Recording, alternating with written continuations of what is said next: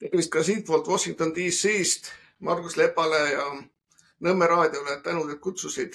Tahan inimestele meelde tuletada, et ega siis Nõmme raadio ei teeni kasumit ja põhiline ongi, millest siis saab seda asja pühasõda edasi ajada, on teie toetused. Nii et ärge olge tagasihoidlikud, sest ka meie MTÜ Konservatiivne Eesti on toetanud püha üritust, et see vaba sõna edasi läheks. Et kui siin sai mainitud seda, et meie jutupunkte mõned ei meeldi, ka siis mida Margus räägib või mina, ega see ei olegi nihukene, kus me räägime juttu, mis kõigile peaks meeldima, selliseid ilusaid muinasjutte. Täna siis oleme kohe Hiina piiri ääres või muid, et majanduskasv on siis laest läbi läinud.